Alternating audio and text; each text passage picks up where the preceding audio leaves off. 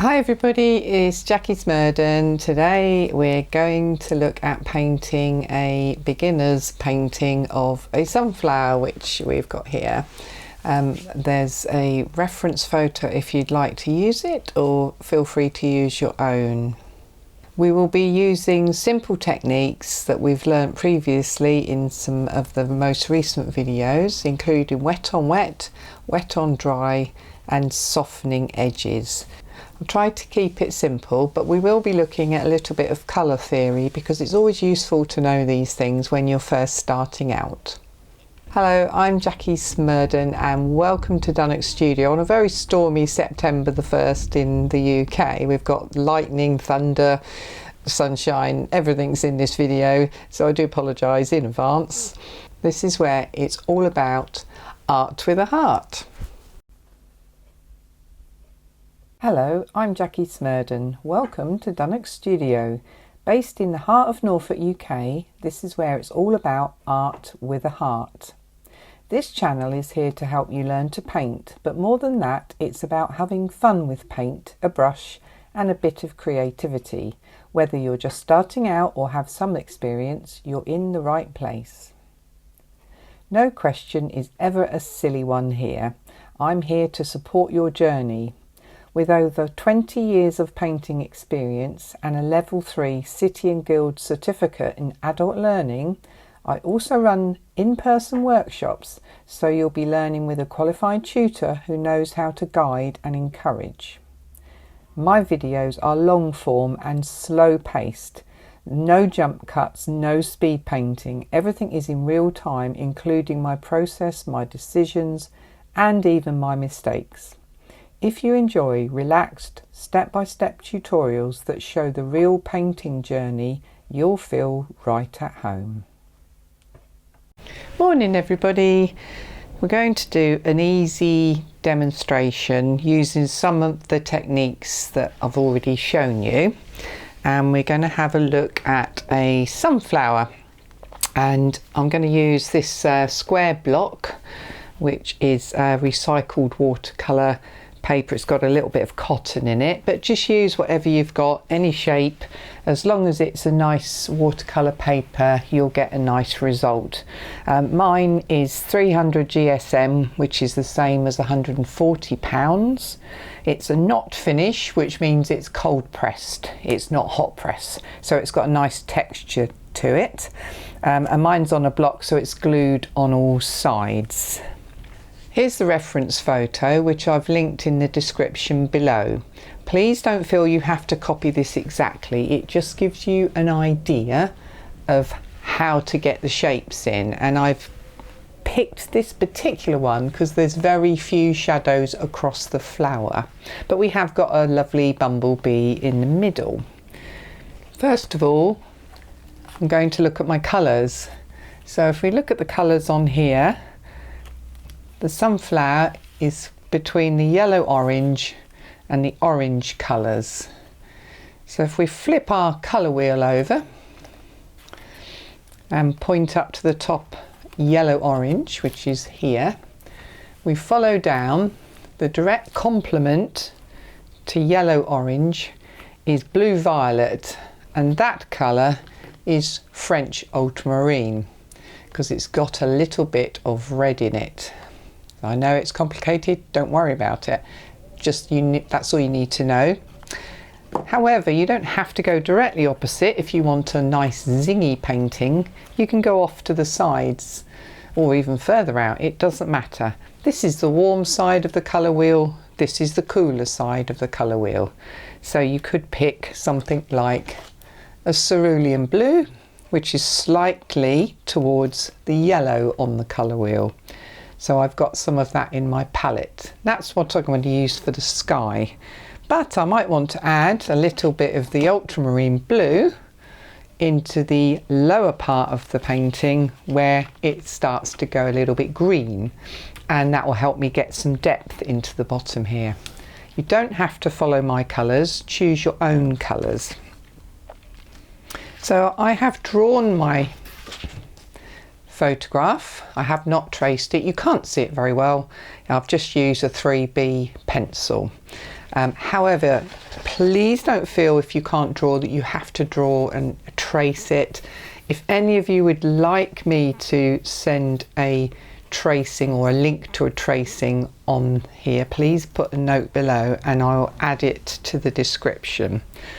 Here's another way I've done a sunflower in the past, very loose. This is a mono print with watercolour. You can see there's absolutely very little drawing going on in that at all. So if you think you can't draw, don't let that put you off. Just draw some petals. Try not to make the middle completely circular. Just have a little go, see if you can draw it. If you can't, just throw some paint on and see where the petals end up. You'll work it out. Do not worry if you don't think you can draw. And I'll pop a link in the description for the photograph so that you can, if you wish, download it, and if you want to, you can trace it as well. The sun is creeping round the window here on my left, so we might get a little splash of sun appear here. So I'm going to get on and see how far we can get. With this first technique, I'm going to pick up a brush, just a round brush, use whatever brush you prefer. Pop it in some clean water. I've got my pottery pot here that I use for washing my brushes, and I can rest my brush on the top, which is really handy. I've got some separate water which I use for popping clean water into my paint palette rather than adding dirty brush water. I've also got a paper towel just to mop up. I've got a mix of cadmium yellow here, which is this one, a little bit of lemon yellow here, and some cerulean blue here, but we'll add some colours as we go. The first thing I'm going to do is, using my brush, I'm going to add water to the area behind the petals. Now, if you're a beginner, this is one of the hardest things you'll do because you can't really see very easily where the water's gone. Is it damp on your paper or not? All I've done is gone round all the petals, which again, I know you can't see very well. Let's see if I can just go in a little bit closer for you. So I'm just literally using the point of a round brush to take the water in the areas between the petals. So if there's a little space like that, pop some water in it. Once you've got the water on, look to the side and wait to see when you get a soft sheen. This is impossible to predict. It depends on the paper you're using, depends on the weather, where you're painting, the temperature, all sorts of things. So just try and wait until it settles into the paper a little bit. That's the best way to describe it. So I am going to use my cerulean blue, which is towards the yellow on the colour wheel, so that makes it look slightly greeny blue, only just slightly. Now if I've got too much water on here, you will find that it goes everywhere. It's a little bit too much water over that side. But just with your brush, just gently create a wet wash. So this is wet on wet, which you've previously done. This means that the paint spreads nice and evenly, and apart from where it hits the edge of the petals, because of course they are dry, you're going to get a nice soft effect within the area you're painting. I'm painting down to about almost 2/3 down the sunflower. This area is not damp, so I'm leaving that area. I'm going to come back to this edge in a minute where it's just pooling a little bit. Got to sort of keep working quite, not fast, but just keep going. Don't fuss too much. This is your first layer of paint. If you wait too long, the rest of it's going to dry. So of course you can go back in, dampen it again, but it's nice to get it done in one hit if you can. So use the point when you're going down those narrow areas. And also just drop the paint in if it's a very small area, and then it will just tease it back out again. You might get confused because some of these petals are going in and out, and is it a petal? Is it the sky? Really don't worry about it, just paint where you think. And this is your painting. Nobody's going to check it later and see if it's accurate and complain that your sky was behind the wrong part on your picture. Nobody knows, only you know. It's your painting. And we're not trying to copy that photo.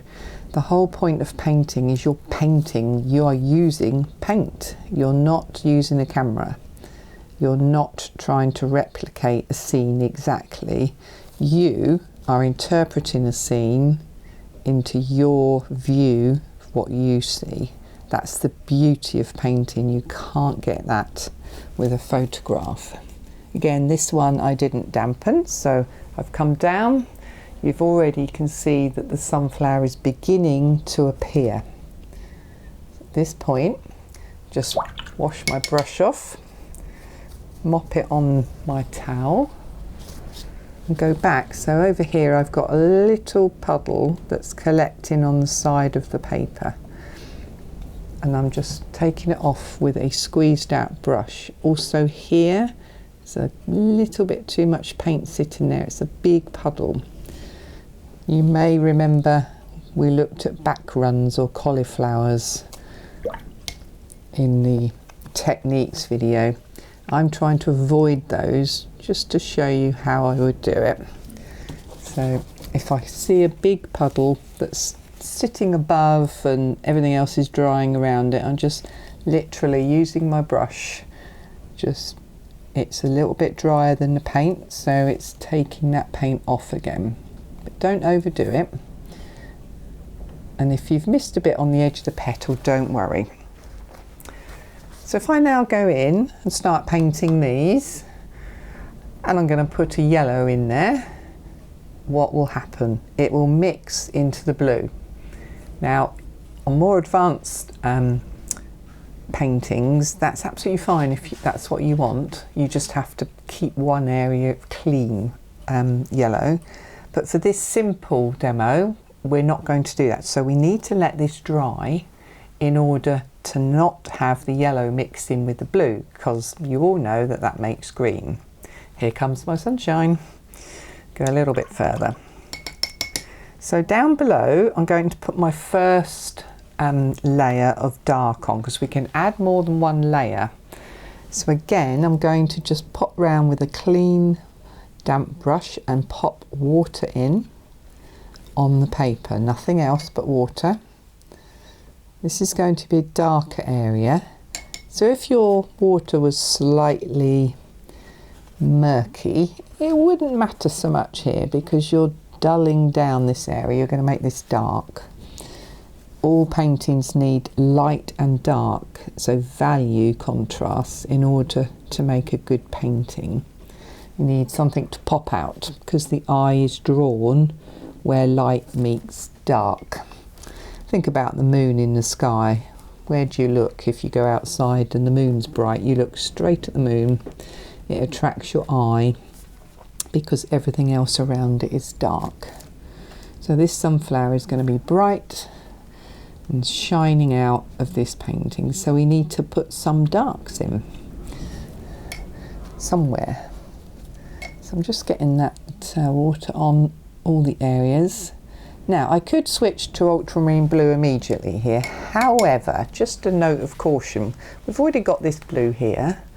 So yes, use your cerulean blue, carry on with that, but add your ultramarine to it, because then you've still got some of that original colour, and that helps to keep your paintings look like they belong, that all the colours work together.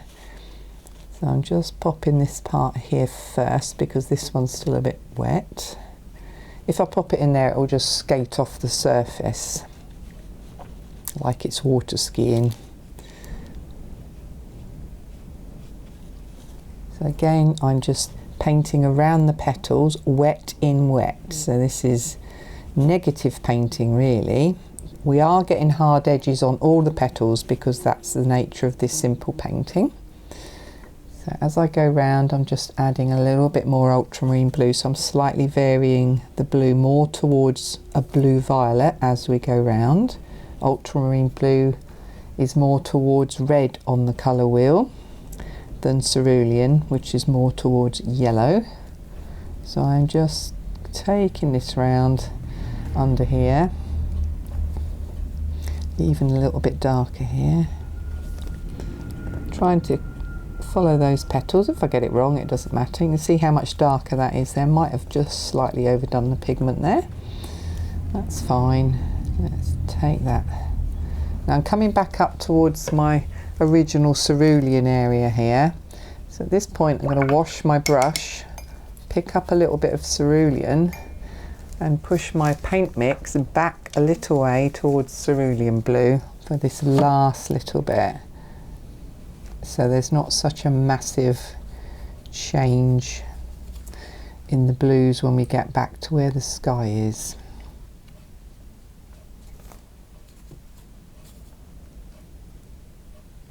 And again, if you don't like what I'm doing because you don't like that colour, that's fine. Use your own colour. Use your own blue or do something else, something completely different.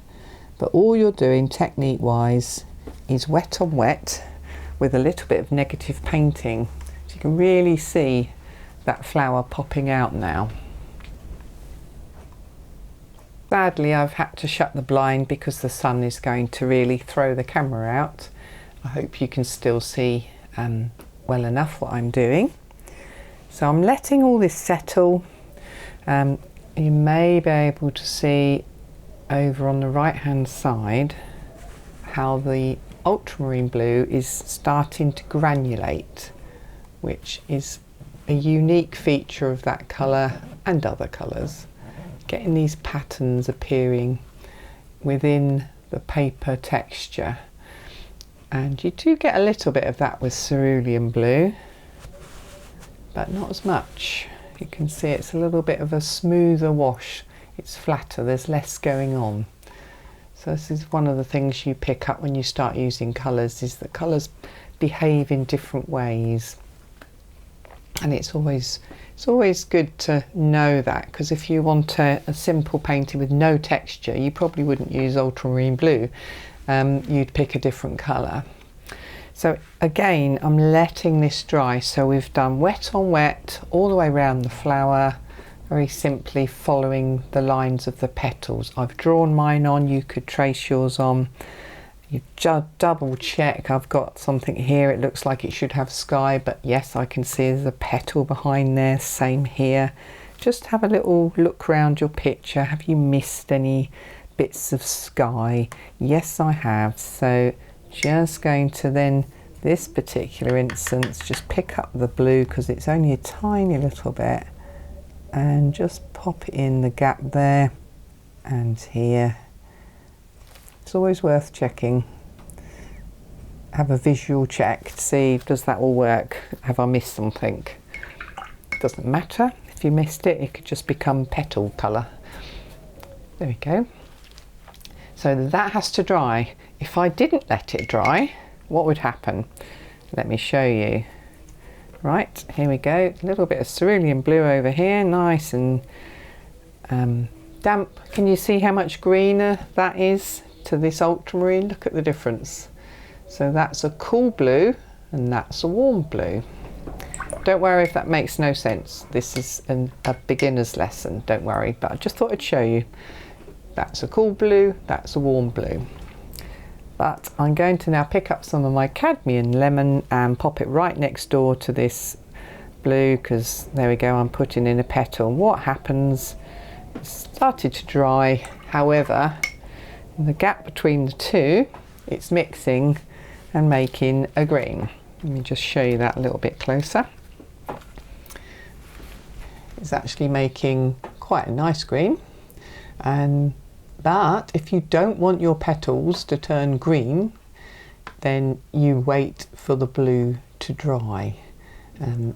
You can see how the yellow is pushing the blue away So another little thing you learn is some colours appear to be stronger and they're really pushy. They push other colours out the way.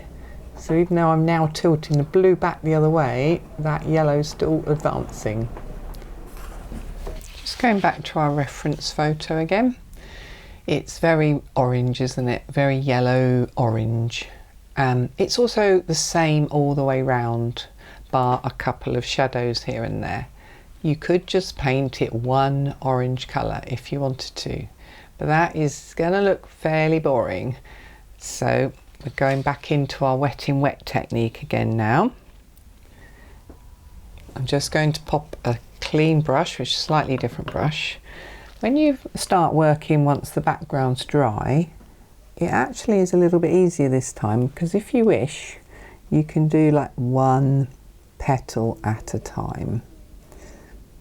And sometimes that helps you because you can slow right down and relax rather than panicking about going on to the next one and the next one. Now I've stopped at 2 there.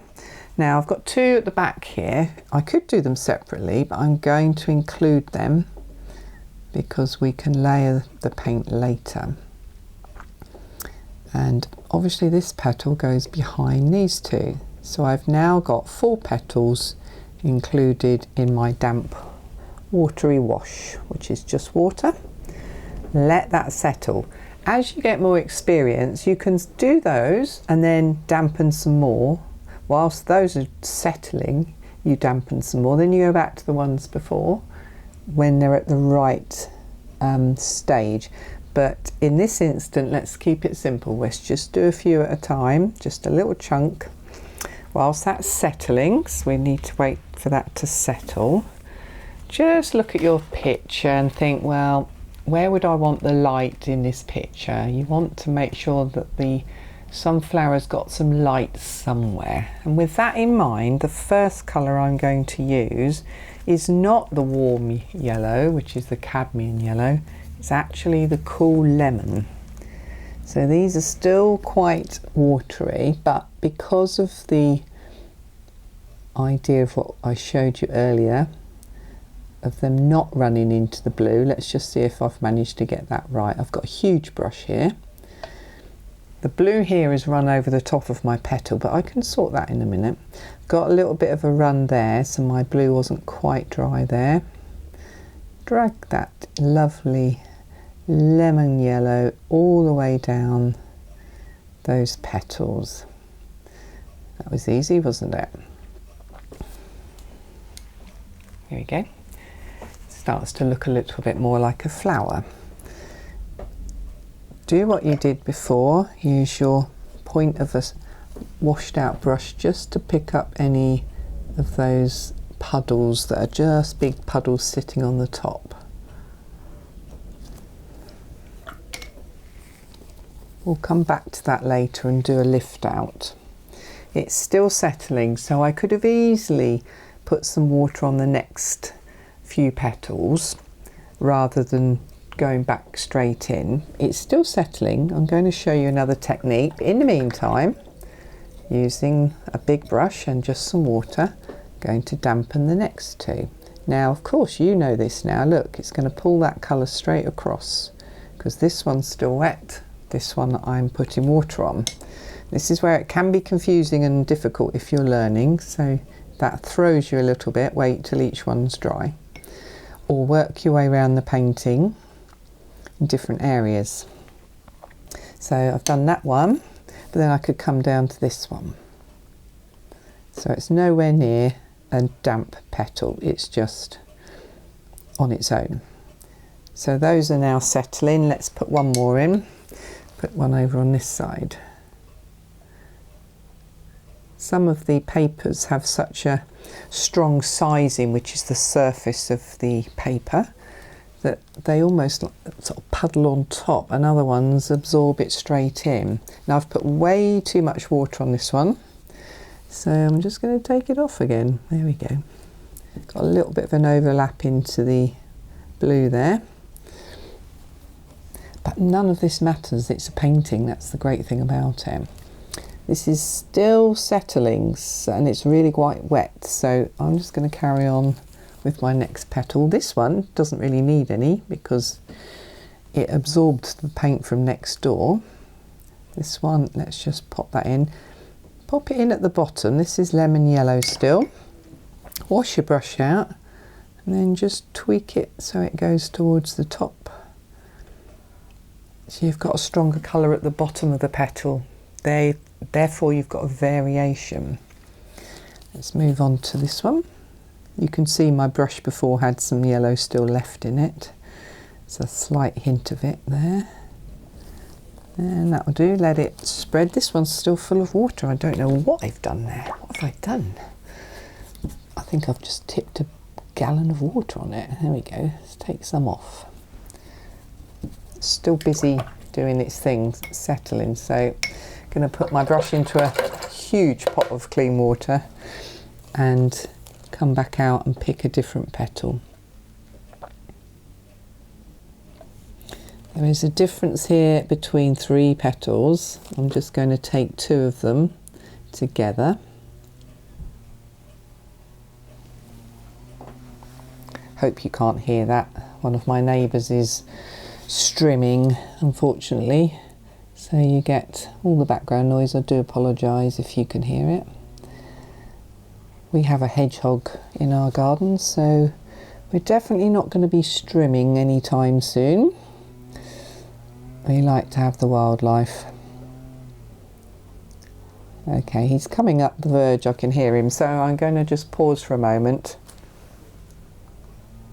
I'm going to have to carry on regardless of a strimmer because these ones are now settling right in. So what I'm going to do, we're still wet in wet, is I'm picking up some cadmium yellow.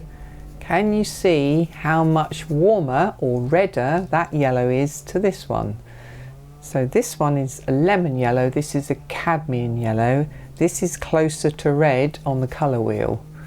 This is definitely closer to the blue, you can see it's cooler. Warm yellow, cool yellow. Just trying to help you understand the differences. If this strimmer in the background starts to become a real nuisance, I will just do a voiceover. So what I'm doing with this is dropping the warm yellow into the bottom of these petals that are still damp. They are not dry. And of course the colour will get taken up into the rest of the area. You can do that on any of them if you want to. This just means you get variation in cool and warm yellow, which can be a really nice, interesting thing to do with your colours. Don't just use one yellow or one tonal value of yellow, but leave some of the lighter, if cooler, lemon yellow. I've just added some colour here earlier, just the same as I did before. Now I'm dropping in that cad yellow. There we go, a little bit on that one. Just drop it in the bottom only if you wish, so it can move up. You could tilt your board, or sorry, your paper. You can do all of that, but that's a little bit more advanced, so don't worry. Just use your brush to tickle it where you want. Anywhere you feel it needs that warmer yellow. There we go. Starting to look like it's got variation now, which is the whole point. So I'm just going to continue all the way around the flower, alternating between the petals, because in this stage I don't want them to blend together too much. And then we'll bring the colours into the middle as well to get that first wash on. So you can either follow along with me or completely ignore what I'm doing and just carry on yourself.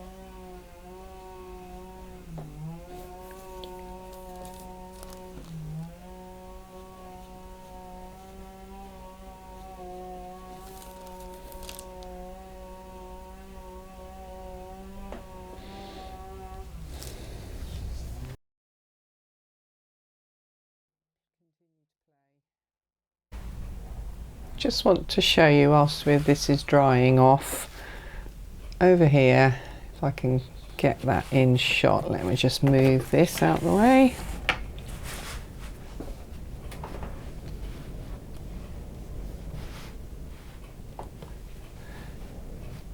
I just wanted to show you, if you end up with a situation where the sky has cut off your petal, there are ways of dealing with it. You can get yourself your round brush. I'm just going to use a slightly different one because it's clean. Wash it in some water, squeeze it out with your fingers, and then work away just a few times in that area.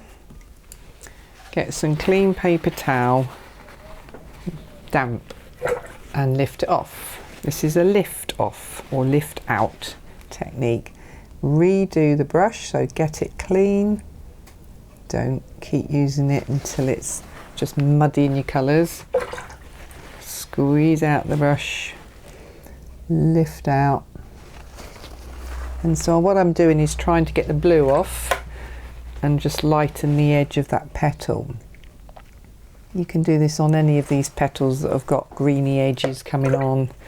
You can see it's quite a slow process because these round brushes are generally quite soft, but you eventually get there. However, if you want to try something slightly different, you can buy these brushes, angle shaders, or something similar that's a bit stiffer. You do exactly the same thing, wash it in clean water, squeeze it out. Let's just try this one over here. So this time I'm just lifting off, cleaning, lifting off. You need enough water to get the pigment to move, but not so much that you make a puddle. And then lift off. And you'll find that some things are harder to lift off than others. And it's just a case of experimenting, but don't overdo this because you'll wear your paper away and leave a mess. It's also quite a nice way to lift out texture in the petal. You could just try and lift out some texture lines. As you can see, it's not making that much difference, so each pigment behaves differently. The yellow is just starting to just lift out a little bit on this edge here, but not very much. Let's just do this one for you.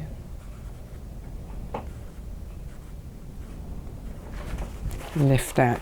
I can see a subtle shift there between where I've lifted out and where I haven't, and it's very subtle, but don't ever feel you have to do that. It's just something you could do if you wish to. So let's pop that back where we were before.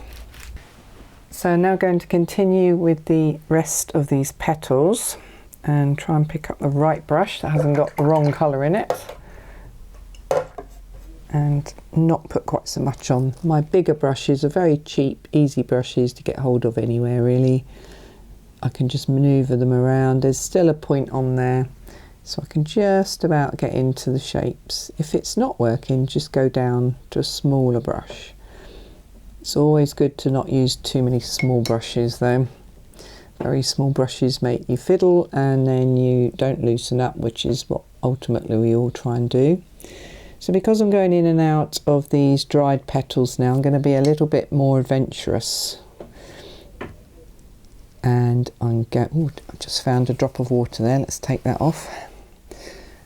And I'm just going to start pulling this colour into the middle of the flower. So I'm now being very brave and doing all of this area in one go. See if you can manage it. I will go around the bee, you don't have to, but let's just go around him. He has got a yellow bottom though, so let's pop some water on his bottom. So we don't want him to sort of not fit the picture. One more. Another thing just to mention, because at the beginning I showed you I've got some cotton in this paper. So my paper is definitely taking longer to dry than a normal cellulose based not paper or cold pressed paper, only because cotton just holds onto the water longer. A lot of advanced artists use cotton paper because they like having the time to work on their paintings, and this has taken a little bit longer to dry than I would normally have on my normal paper like Bockingford or something like that. So if you don't like how long it takes, you prefer it to dry really quickly, then just avoid any cotton in your paper. It is a personal preference, so none of it is right or wrong. Right, water on everywhere. I will still go back to my lemon yellow, but towards the base of this painting I'm not going to use quite so much of the lemon yellow, and I'm going to start getting that cadmium yellow in a little bit stronger in places. You're probably working out now as you're looking around my picture that I've got some runs, I've got yellow exploded off that petal there because I put too much water on.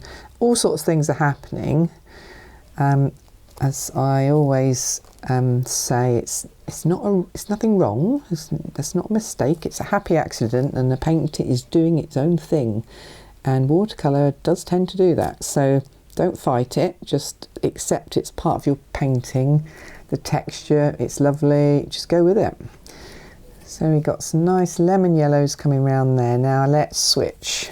Let's go to the cadmium. Just need to add a little bit more water into my paint because it's getting quite warm in here. Because of the strimmer I had to shut the windows. Go. So I'm now just bringing that cadmium round. I can still mix in the lemon, so I've got a nice mixture going, but I'm putting more and more of the cadmium in as I go around the picture. So I want to warm this flower up a little bit. And we've been quite cool with our yellows, using nice mixture of lemon yellow. You could, of course, mix an orange straight away, but it just gives you a flat painting, and this is way more interesting way of doing things, letting watercolour do its own thing, even if it's just between two yellows. That's all we've used on the flower, just two yellows, but it's giving you variety and making it more interesting to look at. There we go, I've left a couple of little white areas. Just here and there. I don't like putting lots of white into my paintings. I prefer the colour as an accent. But if you want some in there, go for it. So that's all working really well. So the centre of the flower, if we go back to our reference, is textured, isn't it? So am I going to put all those lines in? Absolutely not. I am going to just show you how we can start varying it a little bit. So I'm now picking up off my palette a tiny bit of cadmium red. It's a warm red as opposed to the alizarin crimson, which is a cool red, because the crimson is closer to blue and this is closer to yellow. Now I've already, because I was talking, picked up way too much there, so let's just get rid of it. See how bright that is?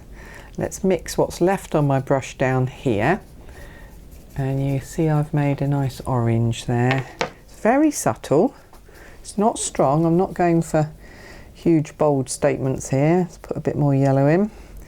Now this is damp, all of this is damp, so I'm just going to focus this in this central area of the flower. Just dabbing it in. I'm not planning where all these go, I'm just dabbing them in. That's a little bit wet there, you can see it's buckled up. So even though I work on a block, in this particular instance you can see there's a little valley there that's filled up with water, and everybody buys blocks because they don't buckle. Well, they absolutely do.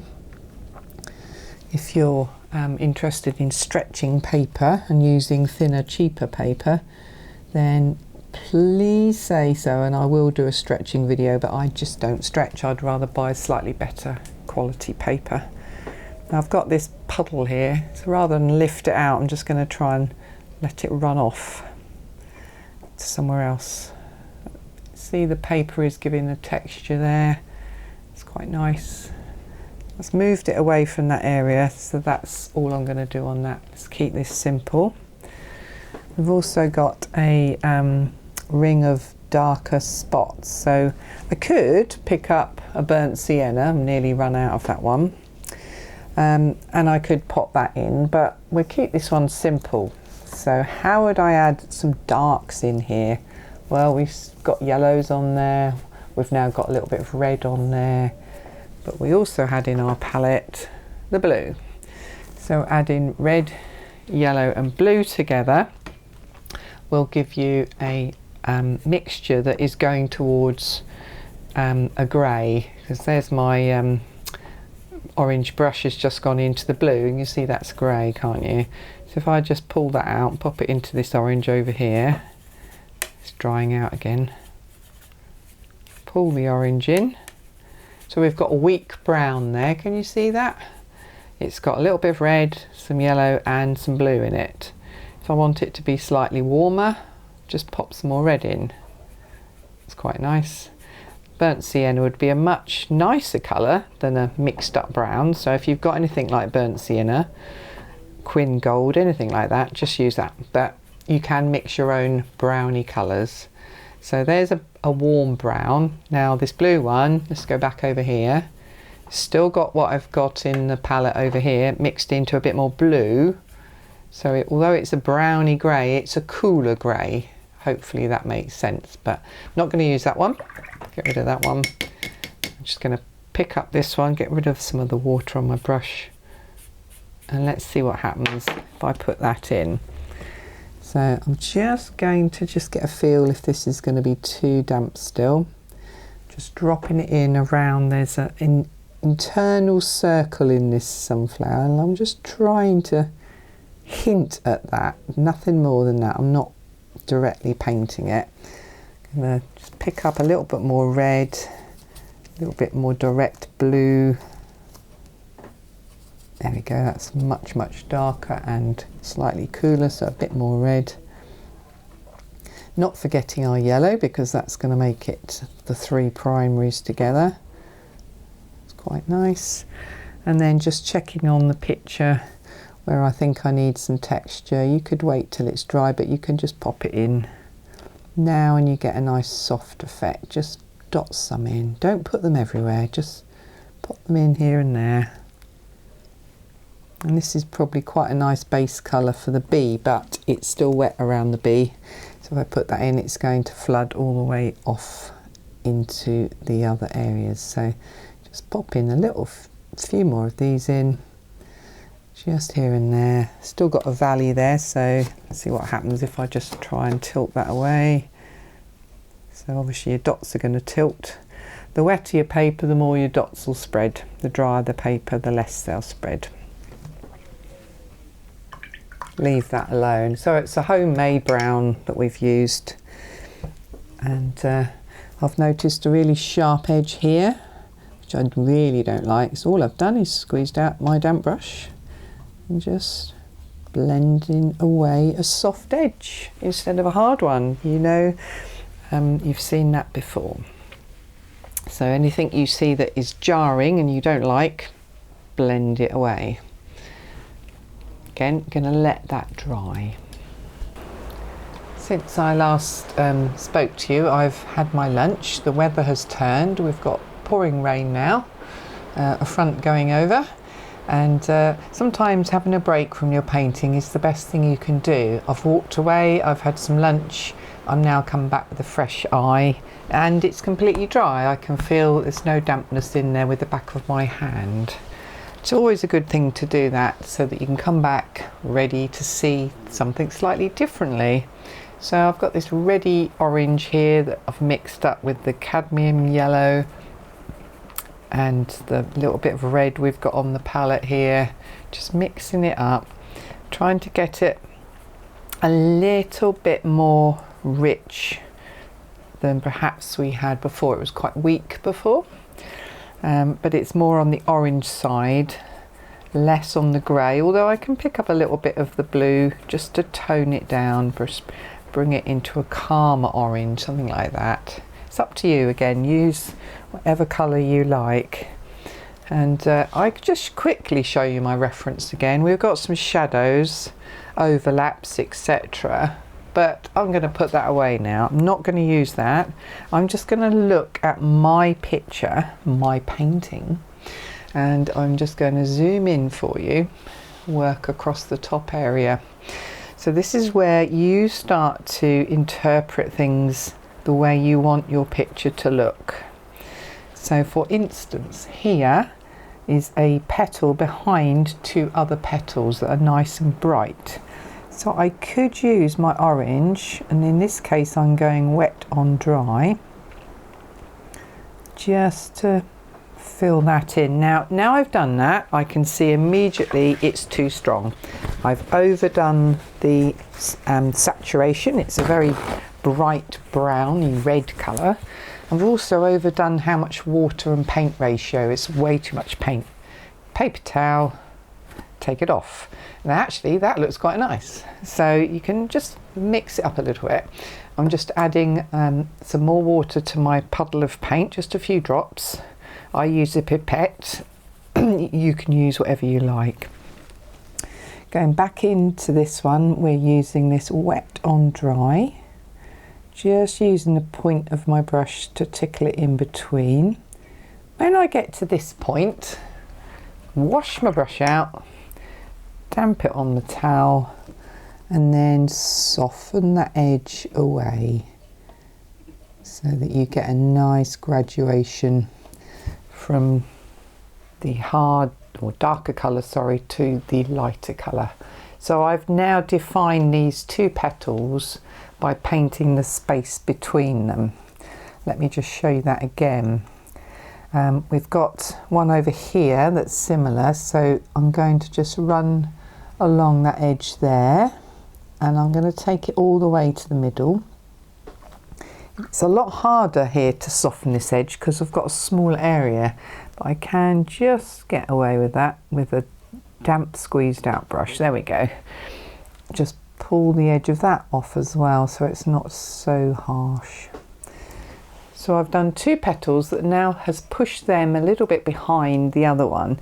You can do this with any colour. You could do it with the bluey grey, it doesn't really matter, you choose.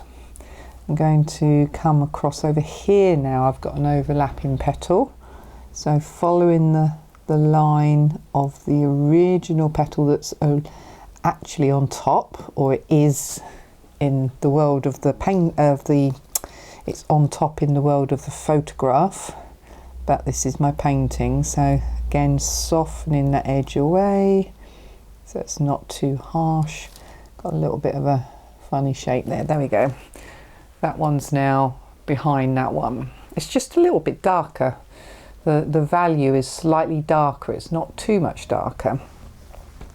So work your way around your picture. Wherever you've got an overlapping petal, just define it with a colour that's slightly, ever so slightly darker than the one on the petal in front. Don't overdo this. Do not have your colours heavy. My colour is literally like that. It's tea consistency. You can see through it. Do not have it a heavy colour. So got just to move this down. I've got a petal here that's actually an interesting one. It's in front of this one and it's folded over. So I could get my reference photo and get all complicated, but I'm not going to. I'm just going to use where it turns under there as a shadow area, and also where it's coming out from behind this petal here, but it's not coming out over this one. So this is keeping your brain going, guys. If you're of my sort of era, you're thinking of ways to keep your brain using and trying to challenge yourself. This is why painting is so good.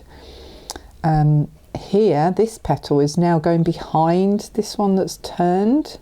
So just going to pop just a little bit there to suggest that, and then soften that away. The more you do this, you think, oh yeah, that needs to go there, that needs to go there. You will get it wrong. I get it wrong all the time. But just have a go at this. It's defining one edge against another, and it will keep your brain young. Recently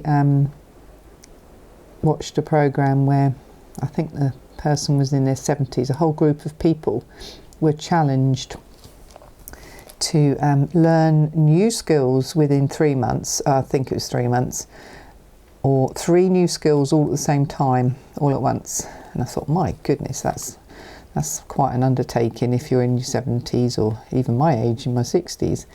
And at the end of this study, which was all properly done, some of them went on for a year to carry on learning because they enjoyed it so much. Obviously, of course, they took up art, and who wouldn't enjoy that?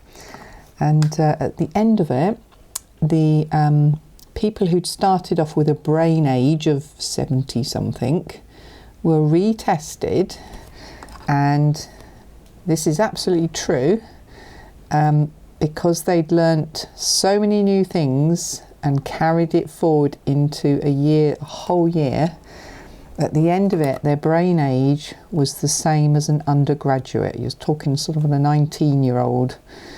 And you know, if your art is going to help keep your brain working, that's got to be worth doing, hasn't it? It really has. So I thought it was fascinating. I am fascinated by things like that. I'm probably boring you witless, but there we go. So art is definitely good for your brain and your brain power in general. So whenever you're having a frustrating day, trying to get something to work and it's not, just remember how much good you're doing your brain. So I've got a little overlap here with that one's on top of that. So I'm just sort of a hard edge against the petal that's on top, but underneath I'm softening it into the petal below. So you can see it's beginning to build up. Some of these areas have still got a little bit too much paint on them. Just put your squeezed out brush on them and slap it out. We're working our way around. There's a slight overlap on that one. This is quite fiddly. Don't feel you have to do this. You don't. It's just showing you this technique of softening edges, which we've done before. And then we've got a slight overlap here. Oh goodness, look, here comes the sun after the rain. There's a song there somewhere. And my sunflower is currently in full bloom, in the sunshine. But the raindrops are messing with the light, so there we go. Just give you an idea of how that looks. So I'm just going to pause there and rearrange the blinds. This YouTubers really very rarely have any daylight on their shots because it's too variable. Guess what? It was variable today, but I'm an artist in a studio and I'm sharing my studio with you, and I hate shutting out the sunshine, but there we go, have to sometimes. So I'm just popping under this folded petal here. If you struggled with drawing, you might not have any of these little extra bits to do. You might have kept it very simple, and that's fine, because it is quite hard to get your head around how these fold in and fold round, and it doesn't matter. If you've got them, great, have a little go at trying to suggest that they're just deeper and darker on the inside and where they're folded underneath. So the light is somewhere up here roughly, and the darker areas are underneath. So your petals are showing that some are on top and some are behind. If it doesn't make sense, don't worry about it. Just paint them all the same mixture of colours and then leave well alone. That's fine. So on to our little bee. It's looking a bit lonely. Again, reference just for a quick look, but try not to rely on your photo too much. You can really throw you. So for here, for instance, there's a shadow from this petal that's sticking forward on the photo. I'm not going to worry about putting that in there. It's just not going to work with what I've got on there already. But I am going to go to my little bee. I could pick up black paint. I could do a black or something different, but you can make him whatever colour you like. He's basically, it's got a yellow buff bottom, which is I think he's a buff-tailed bumblebee. He's got a dark body, and then he's got wings that have got some sort of shine to them. So the first thing I'm going to do is pick up some of the lemon yellow I've got left, which is just the lemon yellow, nothing else, because his wings are not quite outlined by the yellow in the sunflower. So I'm just going to be really careful and follow the line of the bee, which is not how I normally paint, but I'm just trying to show you how you would do this. So there's no white areas there, and let's just pop in behind there as well. So he's now outlined. Again, if I put some colours straight into him, that's going to spread back out here again, so be careful. Then I'm going to think about the colour I want the bee to be, so bee to be or not to be. So what are we going to do? Well, we've got the colours already here, haven't we? We've already been using them. So he needs to be dark. What have I got on here that's dark that we haven't used yet? Well, we did use a little bit of ultramarine blue, so let's just dampen that down again. Here's the orange that we've mixed from the cadmium yellow and a bit of cadmium red. Let's pop the blue in. Quite a nice chunk of blue went in there. So I've made a dark. It is slightly on the blue side because I went a bit wild with the blue. Let's pull the orange in. There we go. So I haven't used any black. I've just mixed a grey brown sort of dark colour, which we can layer up if we want. I think that looks quite bee coloured to me. See, almost like a bee's flying out of the palette. Can you see the wing? Palettes are amazing. They do all sorts of wonderful things. It's now turning into a rabbit.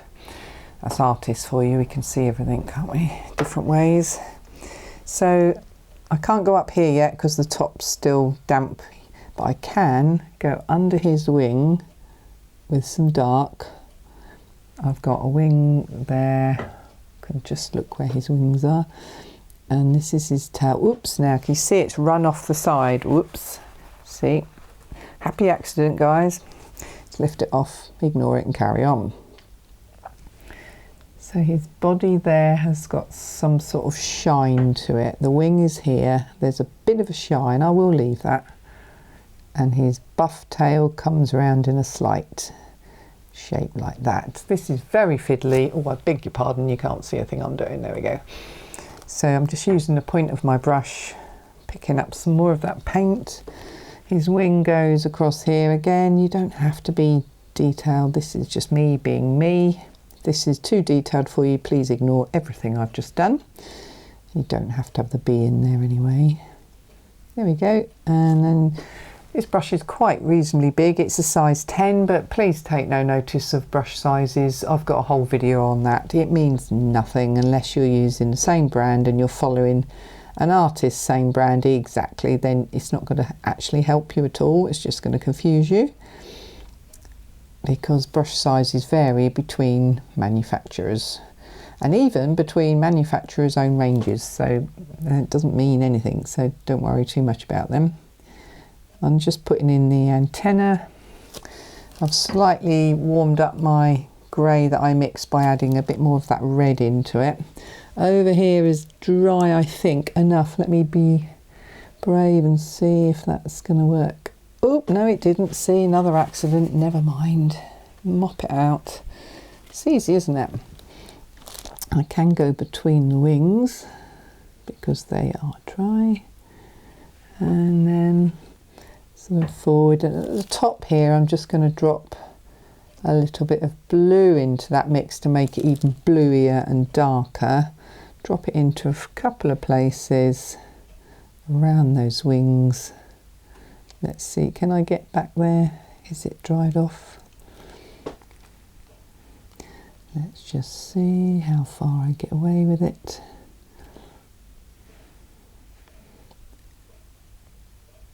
A little bit of a run off there. Right, that is probably the place to stop and let that settle and dry before I do anything over there. But I've still got this brown colour on my brush, So going back into my palette, I'll just show you the one I've just used is this blue area here. It's all brown, just keep mixing it. Now I want to go back towards the red a little bit. So just add a little bit of cadmium red and drop it in. Oh, look at that, it's gone red brown now, hasn't it? You can keep changing colours all the time, you don't have to stay the same. So this is dry and I've got wet paint. So this is the technique wet on dry, which I've just done with the bee as well. So I'm just looking at my reference just to get some ideas of just putting some little dots with the point. There's all sorts of ways you can add texture, you could use different tools, you can splatter, you can, all hundreds of ways you can do it. But this is a nice simple demo using a brush. I'm just going to keep it as simple as possible. So I'm just popping in some detail on there. Because it's wet on dry, it's all got a hard edge, which if you didn't like that one, don't like that, you just pull it off again. And actually you can do that, you can just put your lines and dots and marks on and then just pull them off again in certain places. Gives a little bit of variety. That's quite a nice lift off technique, but ultimately you want a little bit of texture going on here because the bee is actually walking across here on a flower that's got texture in it. So you do want to just give a sense of that. And also down the bottom of my flower is where it's the darkest and there's a lot of texture there you can see. So I'm just going to pop that in. Don't try and paint the exact shape on the photo, just get a feel for it. I'm just basically running a dark line along the bottom here, just suggesting there's some darker areas over here, a bit of texture down there. That's all I'm doing. As I come around here, I don't need it so much because we're coming back into the light, so I'm just now using the point of my brush and little dotty marks, very light, and probably stop around about there. So it's just giving you an impression that the flower is domed like that. The flower middle is slightly domed. This particular one is. I could go in the middle and paint all sorts of lines and things, but you know, you haven't got all day to do this with me, so I thought I'd probably better just start thinking about tying this together. So my bee's still got quite a way to dry, but now I've done that, can you see him? He stands out quite well, doesn't he? Doesn't take much to put an insect together. Just a bit of careful brush control using the point of your brush. Down here, what could I do down here now? Your bonus is a glaze. So we've done wet over dry, which we've done here really with dots and things, but you can glaze with bigger, broader strokes as well. So let's just have a little think about how would we get this to look a bit more greener. If we want to suggest that the base of our picture is greenery, which in the photo it is, we don't have to, we could just leave it like this. If we're going to suggest a bit of greenery, we could mix a green, or we could use a green that we've got in our palette, or we could glaze a colour over the top of the blue to suggest a green. So gold star to somebody who can guess what colour I could glaze on top of that. Anybody? Let's have a look. So we've got some lemon yellow here, whoa, which is that cool yellow. So let me just see what happens. Now the trick with glazing that I particularly like is you don't have to go straight over the whole thing. So let me show you what I mean. So I'm going to glaze here, straight over it. And as I come away, I'm going to leave gaps in the blue that's below. I'm not going to cover it all up. I love doing that because it suggests there's something else texture-wise going on. Who guessed correctly that yellow over blue creates a zingy green? Anybody? Yeah, all of you did. Of course you did. Let's mix it up. Let's just see what the cadmium yellow does. Just need a little bit more water. Cadmium yellow. Let me just show you. I bet you all feel you're on an advanced class here.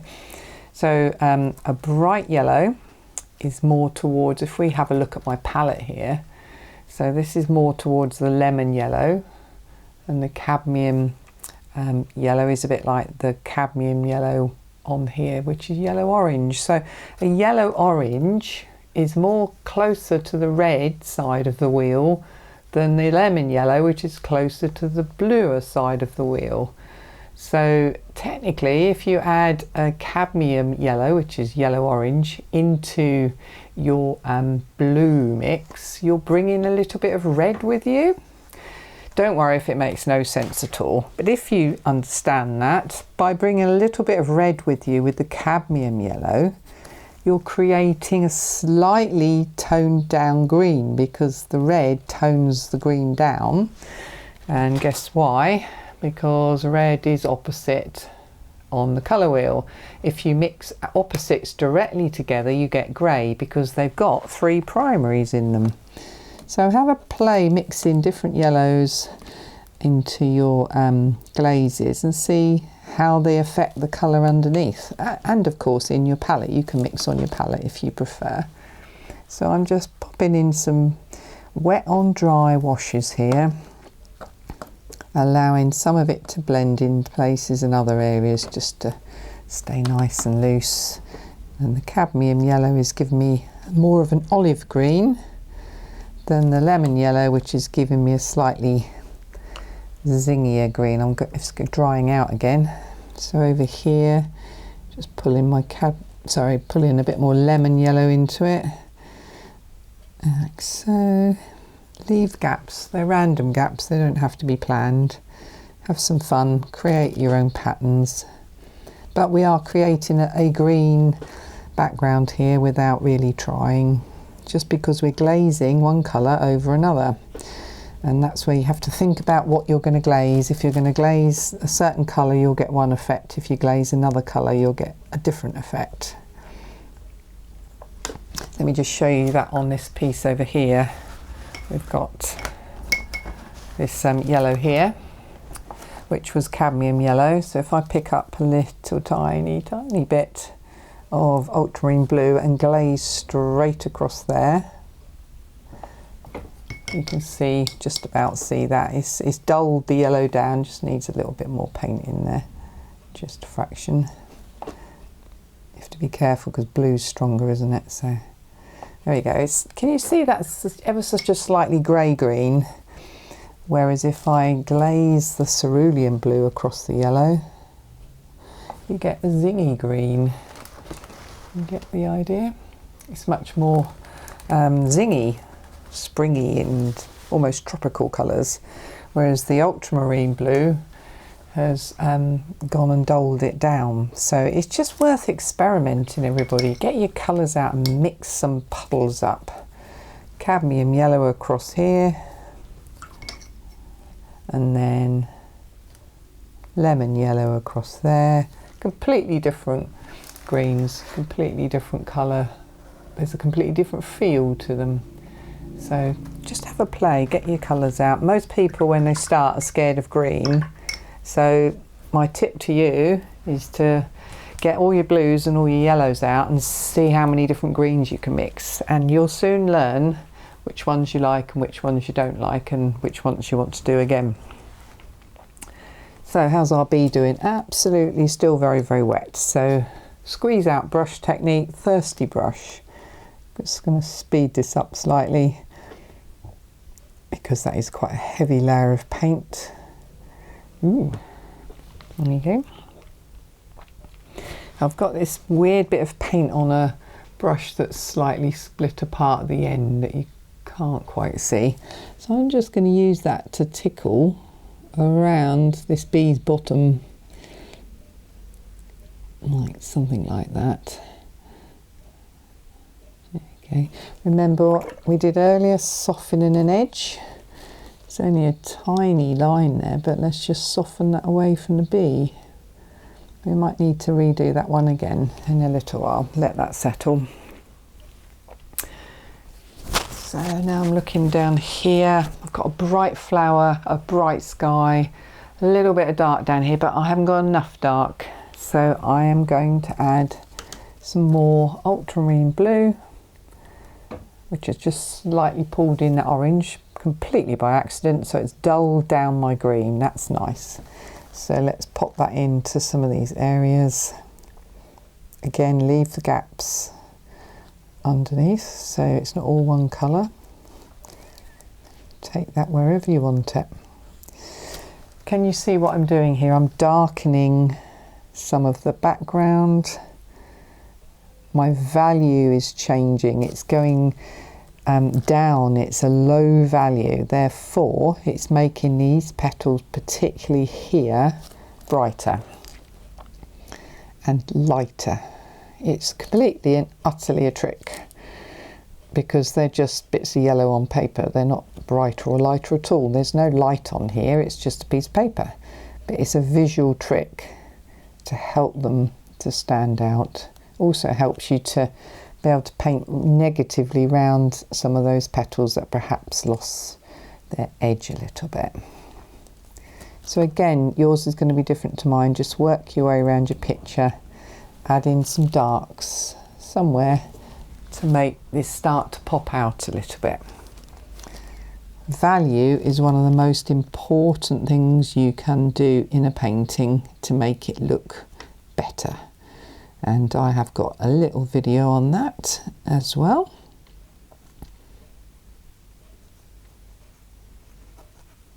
How are you finding this? Do let me know. Are you enjoying this? Is it too complicated? I'm trying to keep it at normal speed. Obviously there's a few gaps that I've edited out, especially where the strimmer man was going. And you wouldn't want to sit watching me while I go and have my lunch, so there's going to be some of those. But I do believe in real-time videos. You can have time to absorb it. I may well be painting faster than you, but you can pause it. But try not to use everything I do. Try and do your own thing a little bit. Vary it. Experiment. That's how you learn. You've got to make the mistakes to learn. It's so important. So if you're not making any mistakes, you probably need to level up a little bit. There you go, that was your challenge for the day. Oops. So I just went on to my petal there, which I didn't want, so squeeze out brush, lift it off again. There we go, so it's sort of creeping up the sides to sort of about halfway, which is not an ideal setup for a painting, but that's fine. I've now got a greeny background that is interesting, got some varying colours going on in it. The blue is still showing, so it's linking it all together with the background, which is theoretically a sky. So if I don't like the way it's cut in the middle, and I also have a problem with this petal here, which is sort of bled off into the sky. So this particular point, grab some cerulean blue, and not much because it's very zingy and very a lot lighter than the ultramarine blue. I've just pulled a little bit of that orange into it. Again, you can see that's dulling it down into a bluey grey. I'm going to work around here a little bit more. I'm going to negative paint these petals, leave the gaps.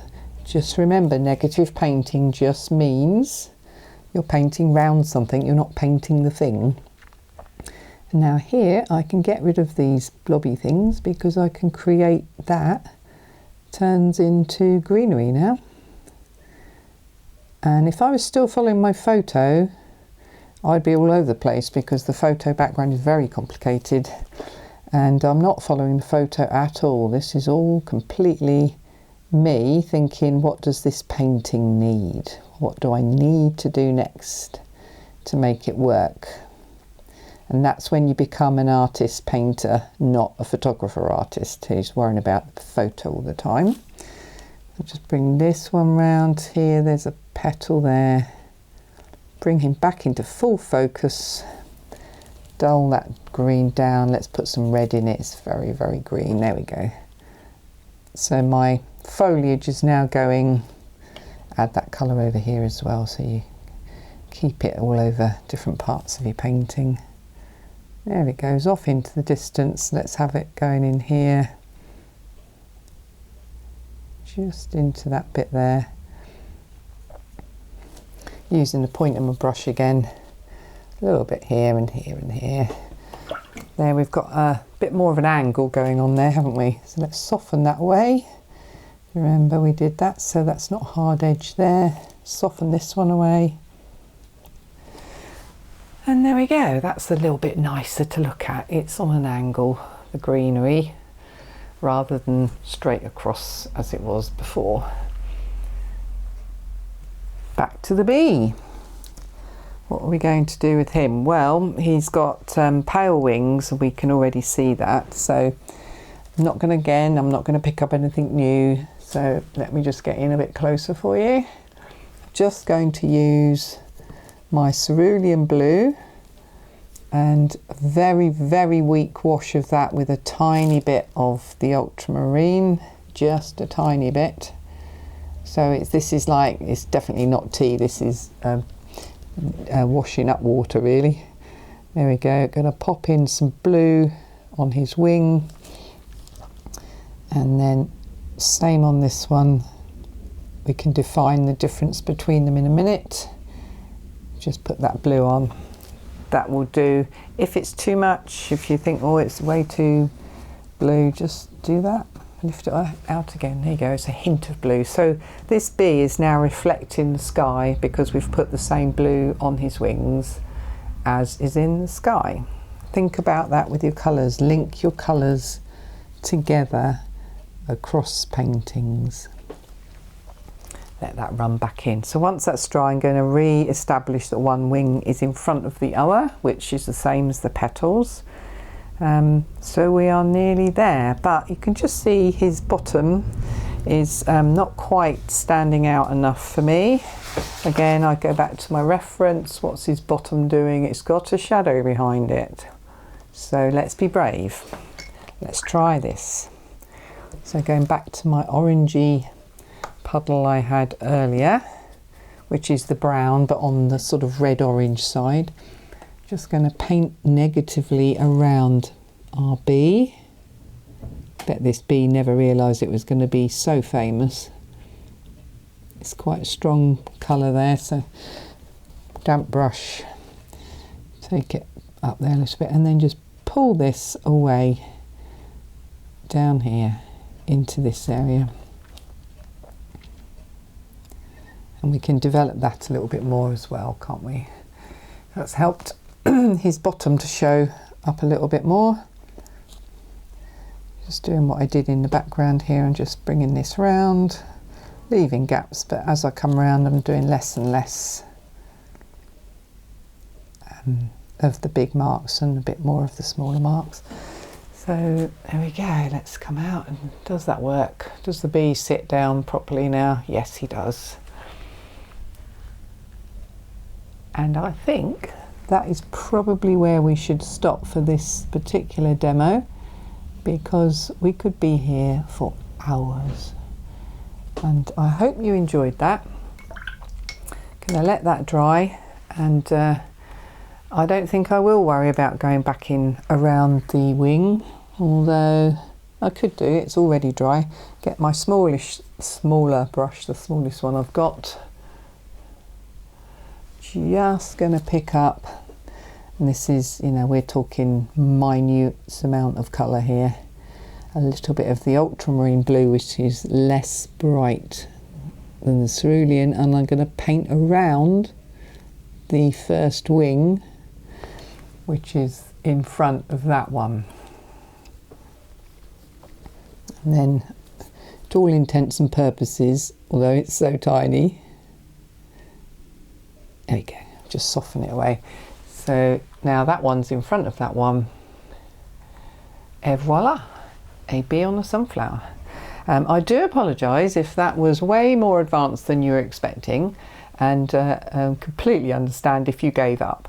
However, just take what you can from it, have another go, and make yourself a simple sunflower. Don't worry about varying any colours if you don't want to.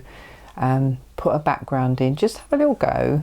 You did your wet on wet, wet on dry, softening edges and negative painting, and you've done really well.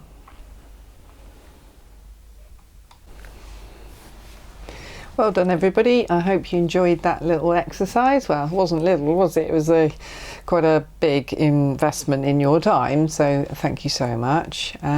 We used a reference photo and then we created a painting. What I want you to take away from this today is that you're creating a painting using paint. You're not trying to replicate the photograph. You can see the difference between these two. It's completely different, but that's my painting. That's my version of the starting point, which was the photo. So by all means use photos, but try not to get hung up on the detail and copy every single thing in them, unless that's your style. If you want to be photorealistic, that's absolutely fine. Loads of artists will show you how to do that. We've gone through some of the techniques you previously learned. I tried to keep it simple, but if you've understood even 10% of the colour theory that I was telling you, you've done really well, because most people who are starting out never ever pick up colour mixing. They just squeeze a tube of paint and use it straight out of the tube. So if you've picked up any of that, well done, you're on a head start there, so do keep going. Apologies for the varying light and sound that went on due to circumstances beyond my control. Currently outside there's a storm brewing. I'll show you a little video of that in a second. In the meantime, have a great time, happy painting. I'll see you all on the next video. You might want to check out whichever one is there.